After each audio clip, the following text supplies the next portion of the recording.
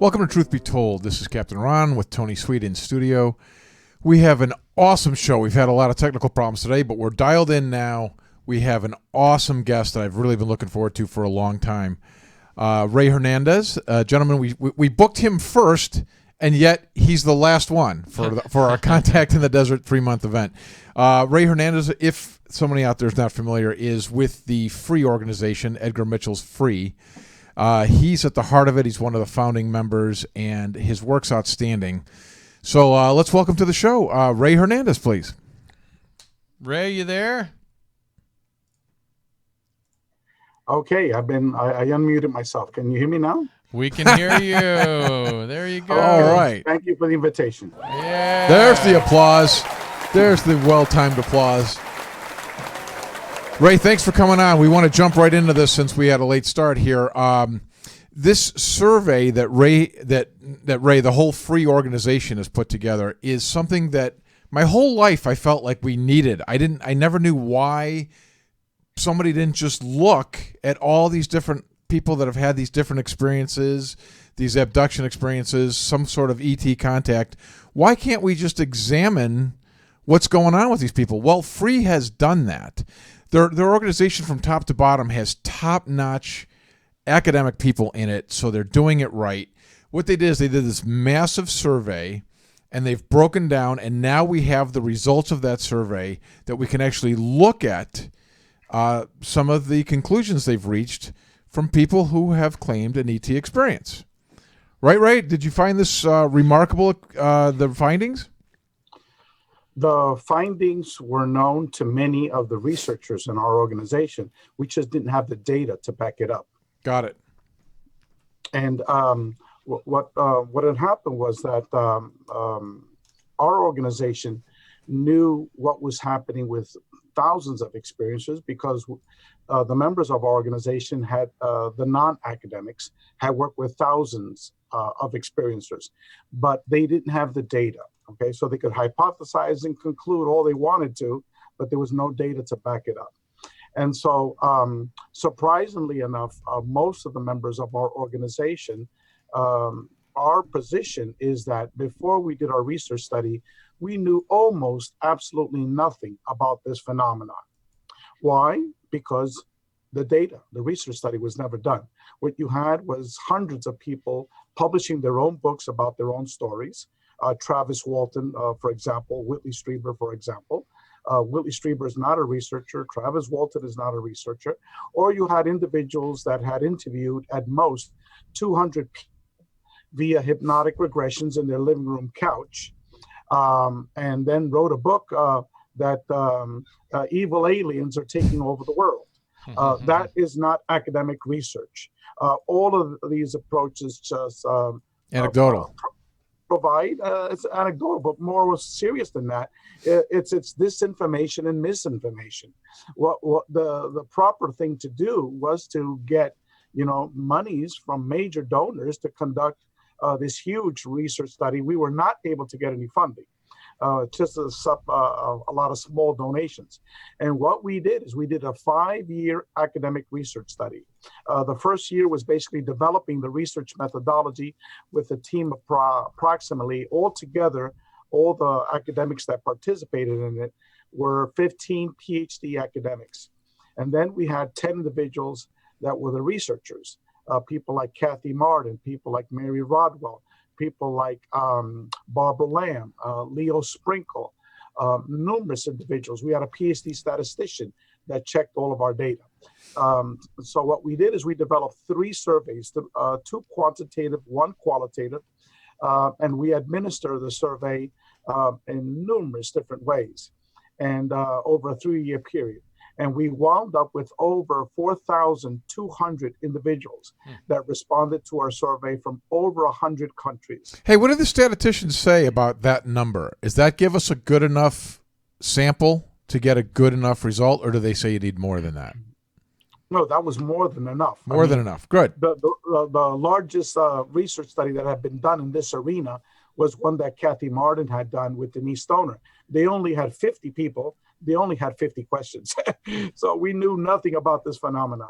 And the statistician, what he did, just to give you an illustration so you get an idea, he put all the responses by geographic country areas. The US was one group, Canada was another group, Great Britain was another group, continental Europe was another group, and then he grouped Australia and New Zealand. And then what he did is he grouped all the responses as they were coming in over the 3-year period. They were all consistent, answering the same way. And then he grouped the responses, the actual questions and responses for each of these groups. They varied by less than 10%. That's worldwide. So people are basically Worldwide. answering these questions regarding The ET same contact the way, same way. Worldwide, Wow. no matter when in the 3-year process that they were answering these questions. So that's another measure. That's something credible. Mm-hmm. And just for your audience members, our organization, we are not a ufology organization. We have a hypothesis, which mainly stemmed from the academics involved, but also the researchers, that all of what we call the contact modalities, that's all the different ways that humans are piercing the veil and having contact with non-human intelligence, i.e. UFO contact, near-death experiences, out-of-body experiences, remote viewing, ESP, ghosts and spirits, hallucinogenic journeys, et cetera, channeling, okay? All of these are interrelated, and they might be derived from one source. Why? Because of the manipulation of space-time involved in all of these. Jacques Vallée pointed this out in the field of ufology more than 40 years ago. He said that he'd be deeply surprised if at the end of it all, this turned out to be little green men from Venus, from a planet. He suspected that this was much, much more complicated, that this was interdimensional. And the bottom line, he said, is that we just do not understand space-time. And so it's a totally radical paradigm, totally radical approach of how to view this. And the reason why we did the UFO contact experiencers first was because there was no data. So how could you compare the UFO contact experiencers with the NDE experiencers, which there was a lot of data on that, academic research studies, because there was nothing on the UFO contactees. Now that we've got some basic data, then we can start talking. And as a matter of fact, we have several of the major NDE researchers now working with Free, and several of them have joined our board of directors. We recently went to the home of Dr. Raymond Moody, who coined the term near-death experiences. And we had so many agreements. We then went to Houma, Louisiana, to interview Dr. Jeffrey Long. And after 45 minutes of interviewing him, I said, Jeffrey, do you realize that for the last 45 minutes, I've been asking you questions from our survey? He was totally shocked because he thought I was asking him questions about NDE experiencers. I said, no, this is UFO contact experiences. And that's when the lights rang. That's awesome. I love it. He finally got it. And then at the end of 3 hours, he goes, Ray, do you think I may join your board of directors? Awesome. Here's a man that who's an oncologist, a cancer specialist, who has 3 books on NDEs, one of the top 3 on near-death experiences. Yeah, we've had him in here. He's fantastic. Okay, you know about him. Okay? Oh, yeah, we know. We've had him on. He's great. Him and our organization see eye to eye with everything. And as a matter of fact, I'm going to be using some of his quotes from the interview in the Contact in the Desert interview. I don't know if both of you are going to be there. Yes, sir. We both will. We will. So you can listen to it and you can see how also Jeffrey Long agrees that it's all interrelated, that it's all one phenomenon. And again, this is totally radical. And again, this is outside of the data from our research study. This is just from a methodological approach. Understood. Well, Ray, let's get into some of these things. Like, I know there's 4 big findings that came out of this that each and every one of them were shocking to me personally. Do you want to hit those 4 big points? Sure. We had hundreds of findings to this because we asked over 70 quantitative questions and 70 qualitative questions. These are written responses to open-ended questions. And for the qualitative responses, we received over 10,000 pages of people dealing their experiences. So this was a huge, massive undertaking. So what we said to ourselves is say, okay, look, for the general audience, let's try to pick 4 or 5 major findings. Okay, the number one finding is that these experiences were overwhelmingly positive. Okay, in the beginning, 37% of these individuals viewed their experiences as negative. Why? Because, as Dr. John Mack pointed out, the ontological shock of the experience. All of a sudden, you're in your bed, you see either a Palladian being or reptilian being, or a little small gray, or an energy being like I saw in my living room. So you see these things and you're just in total shock, total bewilderment. And 37% were totally scared and traumatized. Now here, I'm surprised it's that low. Why wouldn't it be 99% are scared out of their mind? Well, I would be. Most of these experiences, the overwhelming number, were seen as neutral. So if you have a being that's looking at you, not doing anything, after a couple of minutes then disappears, okay, that's a neutral experience. Okay, but initially 37% viewed their experiences as negative. Over time, most of these individuals have many experiences. Over 40% had more than 20 experiences. Our statistician grouped, we had a question about positivity. How would you describe your experiences? Was it positive, negative, or neutral? Okay, this is not a leading question. Okay, very simple. How would you describe your experiences? Positive, negative, or neutral? A lot of people say, "Oh, you got those results because you were asking leading questions." I said, "Look, we're not David Jacobs here, doing 2 hours of leading questions in a hypnotic regression. These are straightforward questions." Well, guess what? I love Jacobs, so that's tough. Well, 66% of the people said that their experience was neutral. Excuse me, was positive. Correct. 66% said it was positive. 29% said it was neutral. Only 5% it was negative. Now, again, that's a shocking thing. 66 positive, 29 neutral. I mean, if your name is not Tony Sweet, how do you wake up in the middle of the night with someone shining a light in your face and sticking a probe in your ass and saying that's neutral? Let me give you my example, okay? In our living room appeared an energy being, okay? It didn't do anything bad to me, okay? And so if I would answer that question, I would say neutral.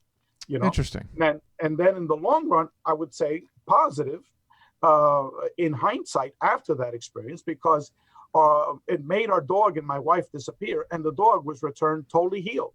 We were going to be putting her to sleep that same day. Right. She was totally paralyzed. So obviously, initially, the experience in and of itself was neutral because nothing happened. I just saw this energy being. But then after I woke up 45 minutes later, the dog was running around the entire living room, the dog that we were going to be putting to sleep that afternoon. So it was definitely a positive experience. So now let me get into it. Our statistician, what he did is he took that question and then he compiled it with how many experiences people have had. Okay. And what he found was that the more experiences you had, the more you began to view your experiences as positive. So the people who had 20 or more experiences, the overwhelming number of these people, like 85%, answered positive. Why? Why? Because the experience changed over time. In the beginning, for many people, it was they had abduction type of experiences. Not the vast majority. It was actually a very small minority of people that had abductions. But for those are the ones that you would tend to think would be much more negative. Well, what happened? Those people that had an abduction, 70% of them now call themselves contactees and not abductees. Right. Only, forgot that, I got to get the exact number, but it was a very small percent. Let me get the number now. 4% state that their experiences were highly negative. So what you get is that their experiences change. In the beginning, you were paralyzed. You saw these beings checking you over. And then later on, you got to walk around the craft. Later on, you got to actually operate the craft. We had roughly half of the people that were abductees operated a UFO craft. Wow. Okay, half of them. And they all say with the mind. It's with the mind. That's how you do it. Okay. And then later on. Maybe that's why they're crashing.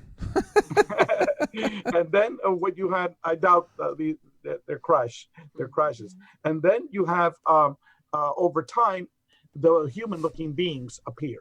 Okay. And then the energy beings. And with the human beings and the energy beings is where you get these teachings. Okay. Very, very benevolent teachings. And we can go into that. We also asked a question in terms of positive, negative, neutral about the different types of beings that people saw. Well, we discovered that the number one being was actually the energy being at 55%. Human-looking being at 52%. Short grays were number 3 at 51%. See, again, like Ray, right here, already, just the things you've covered. I would argue that if you stopped a guy in the street, even people in this community like you, Tony, if I said to you, do you think most people think it's positive or negative? No way would you say 84% say positive. Okay. Well, right? Yeah, correct. Let's focus now on specific people, okay? The short grays came at number 3. 1,173 people had experiences with short grays. This is not David Jacobs, 200 cases over 40 years. Okay. Right. This is 1,173 people from over 100 countries. Okay? Wow. Now, out of those, 29% said that their experience was positive, 59% that it was neutral, and guess what? 11% said it was negative. That's it. 11%. It's incredible. Okay? Now, these are, well, not if you talk to experiencers all the time like I do. I know, it's incredible in that everything that we've learned and heard and seen on the internet is that it's not this. It's not 11% have a negative experience. Because the internet is bullshit. There's right. no data. There's nothing to back You what tell they're him, Ray. saying up. That's right. Okay? Anyone like myself, when I had my first experience, I spent all time on the internet for almost a year.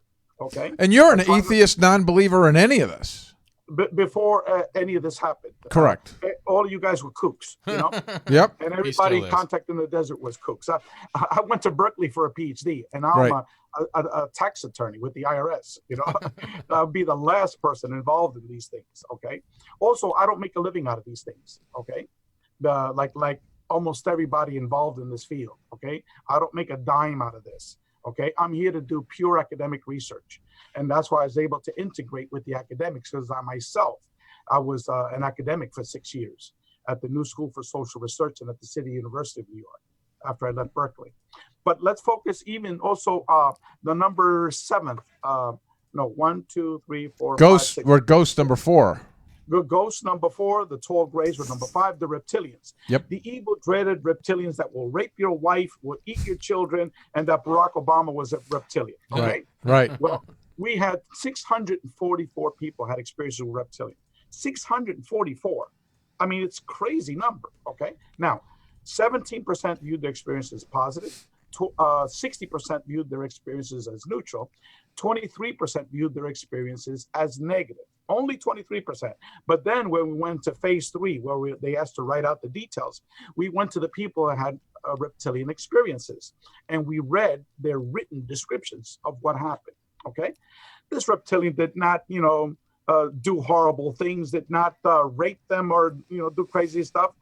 There was only 3 people that stated horrible things out of the 644 people. Just 3 people. Okay?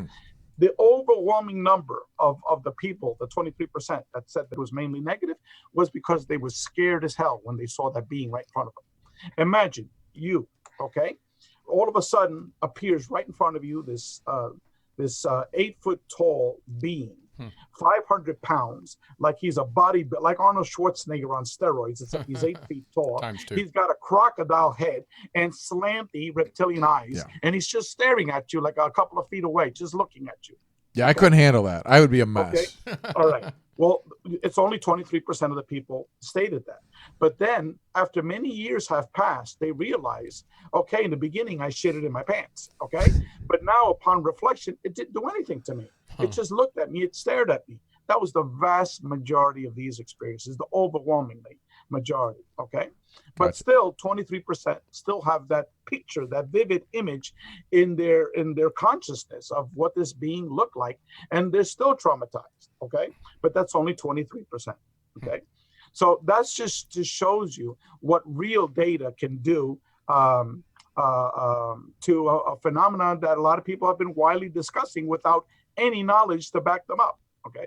Now, let me go over a couple of other items. That's number 1. We asked that question, positive, negative, neutral, in more than 25 ways. Because depending how you ask the question, okay, you also get a different response. We asked, for example, if you could stop your ET contact experiences, would you? Well, 84% said no. Isn't that right there alarming, Tony? Let's just pause there for a quick second. That's one of these I wrote down. Can you imagine 84% want this to continue? Yeah, keep it coming, baby. Keep it coming, baby. Well, if it's not a bad experience, why, Look, I talked to to Amazing. doctors, medical doctors. 2 weeks ago, I talked to a pediatrician. Okay, I'm having a conversation in a couple of days with a retired medical doctor. I've spoken with 3 retired medical doctors, all within 1 month. Okay, doctors, lawyers. There's a guy from Austin, Texas. There's a retired IBM engineer who retired to the Florida Keys. Okay, and these are just high-level professionals, but just the average people. All the time, people call me because they want someone to talk to because the bullshit that's on the internet doesn't match their experiences. Okay, why doesn't the International UFO Conference and all these other conferences invite these high-level experiencers to talk? Well, most of them don't want to go public. Why? Because, for example, this pediatrician, she's still a practicing pediatrician, but yet she's had some unbelievable experiences. I met her at the Ozark UFO Conference. Okay, the 3 of the doctors don't want to go public. 2 of them post on Facebook, but they use pseudonyms. Okay, and they don't reveal who they are. Why? Because the stigma is still associated with this.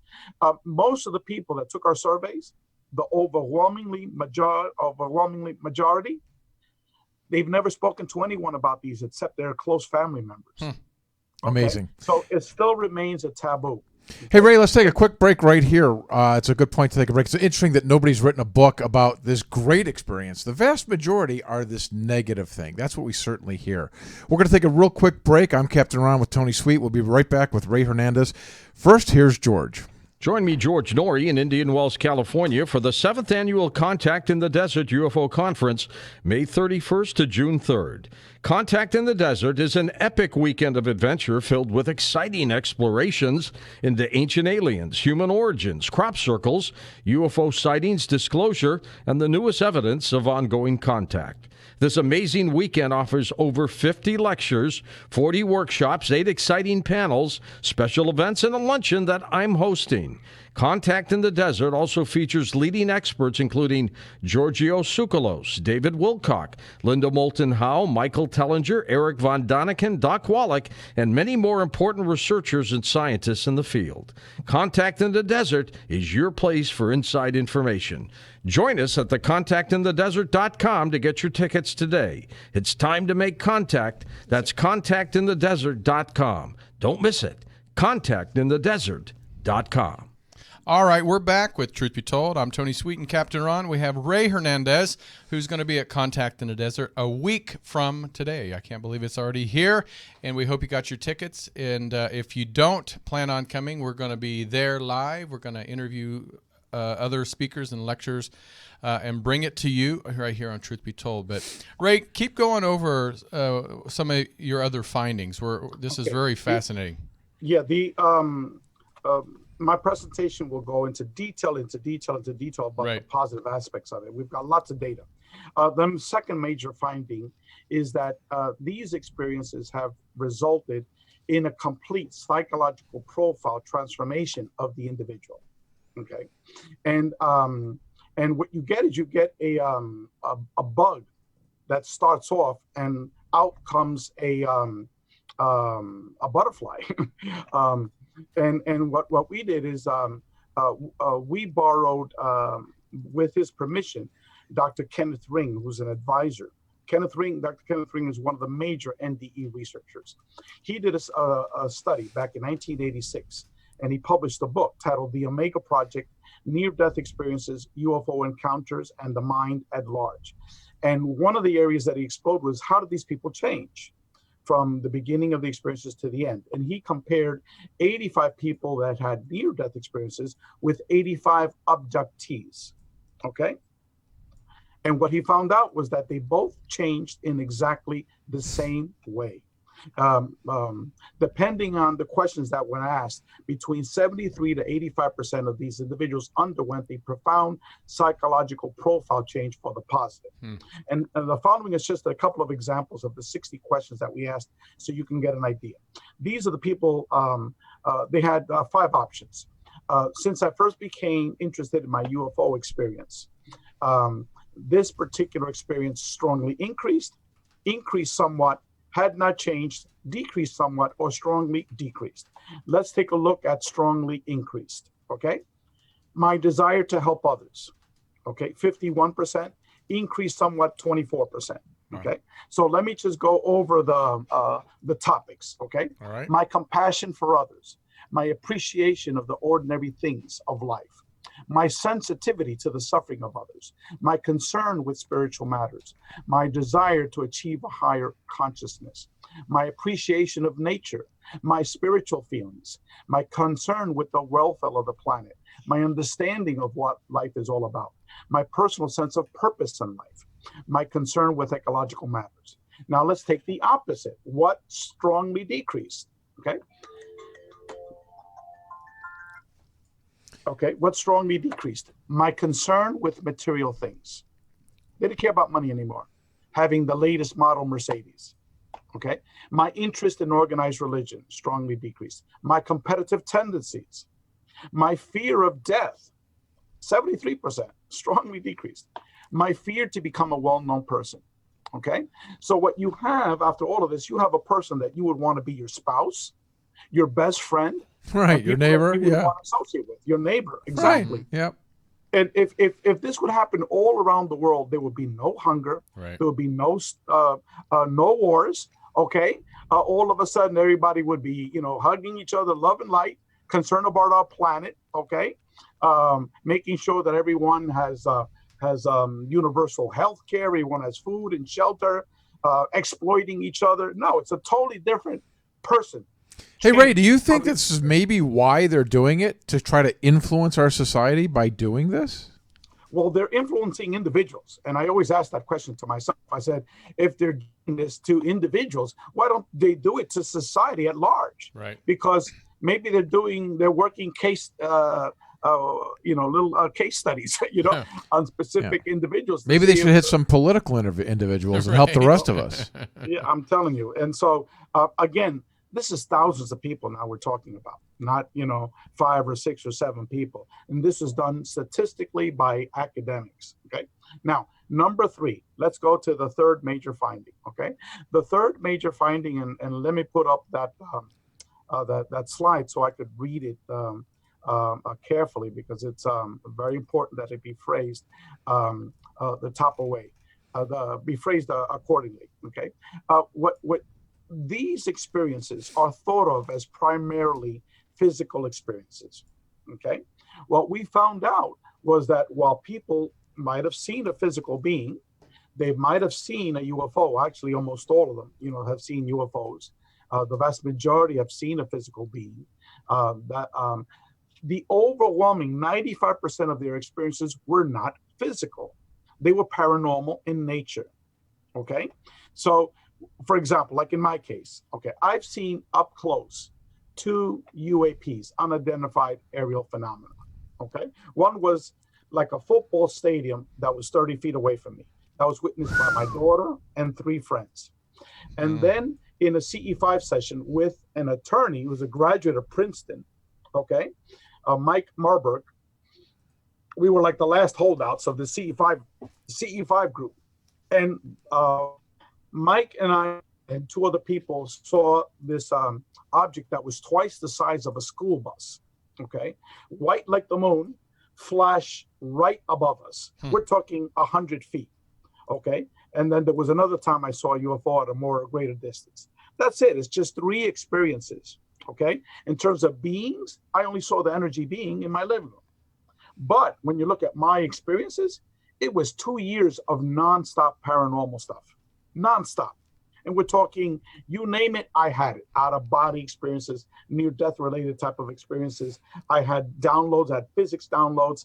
I had downloads of information. Right, with no time passed, you go have an experience, you come back, and no time has passed at all? No time has passed. Actually, Wow. That's crazy. That's one of the major findings here under this category. Sure. We had almost double the number of people, experiencers, that were taken to what we call matrix realities than people that had an abduction. Now, why isn't ufology talking about that? I don't know if you guys have seen Jodie Foster's movie like 25 years ago, Contact. Of course. Yeah, of course. Okay, well, just like that. Okay, we had almost double the number of people were brought to these realities and had interactions with beings. Okay, and Almost all of them were positive, extremely positive, these interactions. Okay. Now, for example, we asked a question, out-of-body experiences. Have you ever had an out-of-body experience? 80% said yes. Near-death experience, 37%. A medical healing by non-human intelligence, okay? They healed me, 50%. We actually have a chapter in our book on medical healings that was co-written by Dr. Joseph Burks, who's a retired medical doctor, who's an experiencer, and Preston Dennett, who you guys probably know. He just published a book on 300 UFO medical healings. And that was just published about 2 months ago. It sure seems, Ray, like all these different areas are under the same umbrella. NDEs, remote viewing, all of this really does feel like the same. Let me go through some of these and you'll get to please. Interrelated. Telepathic communications, just like an NDE. There's no talking with the lips, okay? If you have an NDE and if you have UFO contact, talking is mind to mind, okay? 78%. Medical healings in the NDE phenomenon is one of the major aspects of the NDE phenomenon. Well, guess what? 50% of the people have had medical healings in our group. OBE is one of the major phenomenons of NDEs, right? Well, guess what? 80% of UFO contactees have had out-of-body experiences, okay? Have you been brought to a matrix reality? Almost 50% that answered that question. 50% were brought to a matrix reality like Jodie Foster in our survey. But yet, what the hell is an NDE? The NDE is being brought to a matrix reality. Okay? Now, in an NDE, people get visions of their past, okay? They have called a life review. You guys have heard of that? Of course. Right. Okay, Yes. a life review, right? Well, guess what? 66% of the people that took our survey said that they've had past life memories. And again, a very large number were given information about their past and their future in these UFO contact experiences, okay? Now, people that have seen a ghost or spirit, 76%. People that have been gotten a glimpse of heaven or shown what the spirit world is like, 46%. People that have physically seen, not through a little camera, a little picture, seen small colored orbs, 67%.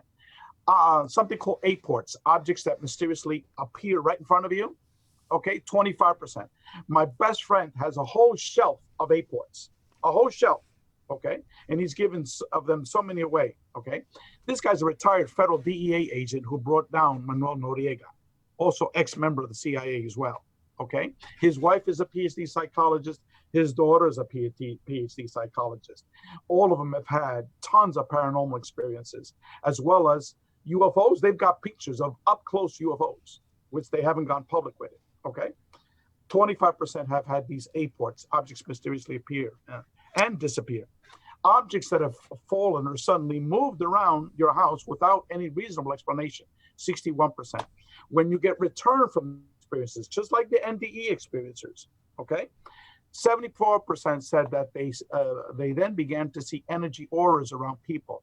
A huge numbers began to, just like the NDE experiencers, the UFO experiences, all of a sudden they have precognition skills, okay? My wife, from wherever she was brought, she began to have like 9 months of pure precognition. She found a tumor in my back that needed surgery. Wow. You know? She told us about a trip that we were going to have that the car was going to explode. And the car was working perfectly. Look at the air conditioning. The air conditioning doesn't work. After like 4 days of her hounding me, we were going to go to our very first UFO conference near Orlando, okay? This is a year after our experiences began. And so I finally said, what the hell? I'm going to bring it to the mechanic. And then he said, thank God you didn't bring it because the car would have blown up, okay? The engine would have blown up. And it was like 9 months of this stuff from my wife. Same thing with near-death experiences. Also, 49% said that they have had an out-of-body experience in space where they saw themselves leaving Earth and seeing Earth behind them. 49%, half of the people, okay? 47% have met and conversed with a deceased person. Half the people, okay? Wow, so it ties into the souls as well. Correct. Not only saw them, but also conversed, 47%. Okay, 45% have been brought to the spirit world. 29% have channeled non-human intelligence. Shadow people. I saw that myself. I had 2 people on Skype, 2 volunteers for the free organization. We were on Skype. All of a sudden, there was the images of all of them. You saw clearly this very thin, blackish person just flashed right behind me. Like a shadow person? A shadow person, correct. And it went right through the window. We have a door window, you know, and one of the ladies freaked out. Ah, Ray, what the hell is that? I said, don't worry, this is a shadow person, you know. So these are very, very common for hardcore experiencers, you know. You're seeing all of these activities in your house, okay? Huge numbers have seen orbs, as I said before. Of those that have seen orbs, 66% said it was in their home, 46% said the orb went through an object such as a wall, 82% believe that these orbs are conscious living beings. Okay, so that's the third major finding, and part of that major finding was the as I said before, the matrix reality type of scenario. The other major finding, and the last one, and I'll leave it for food for thought, is that UFO contact experiences involve a manipulation of space-time. Now, by definition, if an intelligence is able to manipulate space-time, that reaches a conclusion that these experiences might be interdimensional. Okay? And that's what Jacques Vallée always said. He is the godfather of the UFO field. He and Alan Hynek. Okay? And thank God he's still alive today. But he said that 40 years ago. All right? And he's written how many books? Over 10 books. Okay? And he was ostracized by the field of ufology. Why? Because his theories were so radical. Okay? Because it's not nuts and bolts ufology. He's saying it's way, way more profound than this. And most of our board of directors, including the late Dr. Edgar Mitchell, he said that this approach of nuts and bolts ufology has given us very little over 75 years. We've taken that approach for 75 years. What has it really given us? What have we really learned from that approach? But yet, in this research study that we conducted, look how much we have revelations about this phenomenon. It's incredible. And Ray, we've anecdotally seen that. Tony and I talk about it all the time, that this has moved from a nuts and bolts alien spacecraft to an interdimensional spiritual phenomenon. We've seen that in the last 5 years just move in that direction. Well, we asked tons of questions. We probably don't have time in this interview to go over that, but we asked lots of questions regarding information received from these non-human intelligence. And then a separate section in my presentation is going to be about spirituality, okay? Because we asked tons of questions about spirituality. And guess what, okay? Like 85% of these people believe that the end result of what they're trying to do to us is for us as a society to become more spiritual, for us to realize that we're not just these physical sheets of flesh and blood, that we actually do have a conscious entity, okay? We do have a spirit, okay? And that's what they're trying to teach us. And that's the overwhelming number of people that took our survey. And I have like 4 different sheets of questions that we asked of this phenomenon. And again, talking about NDE as well. What's the purpose of an NDE? Also, let's look at OBEs. If you had an OBE, do you then know that you are just a physical body? Of course not. Okay, you see your physical body underneath, and you fucking, excuse me the French, and you're floating around. Okay, right. Okay, once you've had an OBE, you know 100% that you are not just flesh and blood. Did you feel that way when you had yours? Well, to me, in the beginning, I was totally bewildered, but afterwards, after you begin to digest all of this and begin to understand it, you realize that, in fact, you are an eternal spiritual being, okay? Because your body could be dead underneath, okay?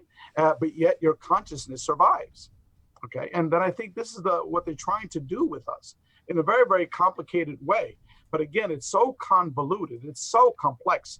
It's the world's biggest jigsaw puzzle. And if anybody approaches me at contact and I'll say, oh, this speaker said that, this speaker said that, this speaker said that, my response to them is they're totally clueless. No one has the answer.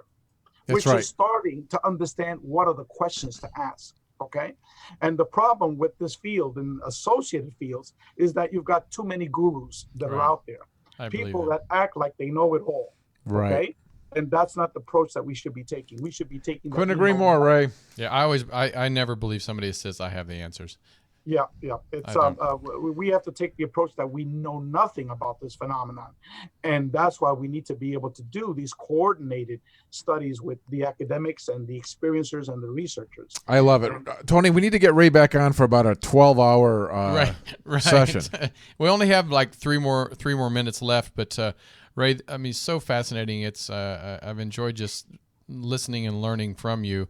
And coming up on Contact in just 1 week, could you tell us the day, time, and just briefly again what you're going to be talking about? Okay, let me pull it out. That's what she said. Me, leading off the conference, and I hope that that at least I get somebody to attend. Right. This is the one to see, folks. I'm telling you, I'm on record right here. I honestly, I've watched a lot of Ray stuff. I think it's absolutely fascinating. They put me down for Friday at 9 a.m. Yep. So in the Enterprise Room. Oh. So I'm assuming that's the first show right off the bat. There might not be a lot of people there because it's Friday morning, but so be it. I'm grateful to have an audience to be able to present this to. And then we're having a workshop later that afternoon at 2:15, from 2:15 to 4. And then on Saturday, there's another workshop at 8:30 in the morning. Again, we'll get a big crowd for that at 8:30 in the morning. And then at Sunday at 9 o'clock, it'll be a panel discussion. So that Great. will not be the free organization. But at least if people can stop by my table, I will have a nice discussion with them. We have chapter 1, 120 pages, chapter 1, available for free for individuals that want to get it. You just need to send an email to our organization. Our email is info@experiencer.org. info@experiencer.org, and we will send you our 120-page chapter 1 and a 4-page summary of our research study. That's very cool. Yeah, it's free. And chapter 1 is the most important chapter because that's a summary of our research study, of the data. It'll have tons of pie charts, bar graphs, tons of data. And then our website is consciousnessandcontact.org, consciousnessandcontact.org. And we also have a free Facebook site titled, you can look it up under Free Experiencers, or the contact modalities, consciousness and contact. Cool. So that's our Facebook. We have over 6,500 people. And if you go to that Facebook site, you'll have in a post, you'll have close to 50 people going back and forth about a specific topic, highly educated discussions, not talking about, crazy stuff that you see on the internet. Okay. Individuals with real experiences, sharing their experiences in an educated and loving, sharing manner. Again, awesome. This is not love and light stuff. This is just real experiencers sharing their experiences. So that's on Facebook. So once again, our website is consciousnessandcontact.org. Our email is info@experiencer.org. Our book, titled Beyond UFOs, The Science of Consciousness and Contact with Non-Human Intelligence, can be purchased via Amazon. We also have a Kindle version. And our book is 820 pages. Wow. So if you buy it, get ready for some serious readings. Yeah. Ron? Yeah. Wow. All right, we're ready. And Brad Steiger, you guys heard of Brad Steiger? Of course. Oh, yeah. Of course. He wrote passed the away. conclusion for our book. Oh, great. He said, Awesome. our book is the most important book that's ever been published in the field. Wow. That's Brad Steiger. Well, we so appreciate you being on. We can't wait to meet you in person out at Contact next week. And please come back and join us again. We have more. Thank you for the invitation, and thank you for the folks at Contact in the Desert to invite me. And hopefully I can be invited back in the future to continue with educating the audience of what really is happening with UFO contact experiencers. Exactly. We'll see you next week, Ray. All Okay, right. see you guys. All right, Bye-bye. take care. Bye-bye. Bye-bye.